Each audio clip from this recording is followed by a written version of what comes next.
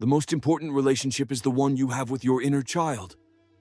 This is the part of you that's most vulnerable and most delicate.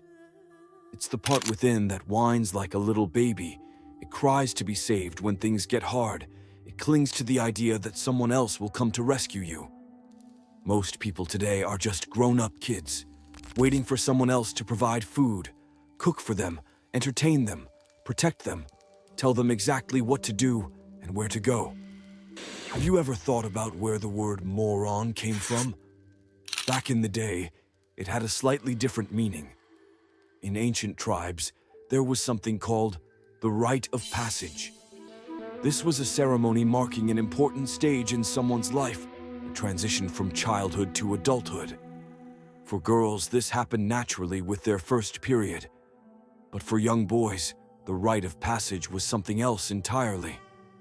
It meant going out into the jungle, alone, for 2 whole weeks. They were sent to survive in the wilderness, to fend for themselves and face their fears head-on. Now, were they really alone? Elders and their fathers would watch over them from a distance. But to the boys, for their own reality, they were entirely alone, and that's what mattered. During those weeks, they would realize a harsh truth about life. That out in the real world, nobody would come running just because they cried out for help. They learned that the world isn't like it was at home, where a simple cry would bring mom's care or dad's protection. This was the real world, where a cry would sooner attract a hungry predator than a protector.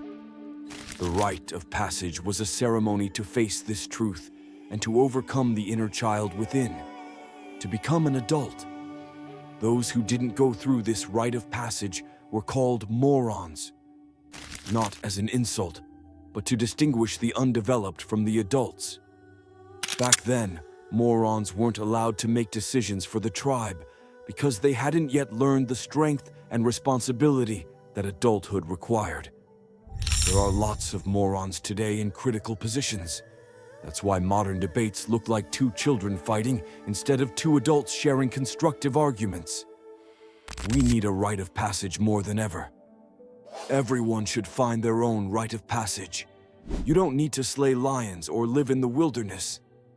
Start by living on your own, by taking responsibility for your life. Exercise, push your boundaries, challenge yourself. It's about building character and becoming the adult you need to be in life.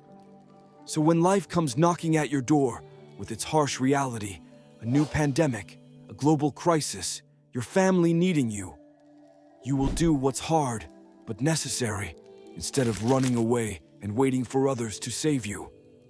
The child will always be a part of you. It's not about getting rid of the child or suppressing it. This is the purest part of you, the place where you connect with the source of this world. It's your innocence.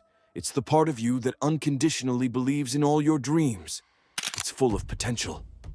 But without a parent within you to guide it and realize that potential, that's all that you will ever be. A potential. It's like learning to ride a bike. You need to push yourself, but also to pick yourself up when you fall. Being an adult means to balance between self-care and responsibility.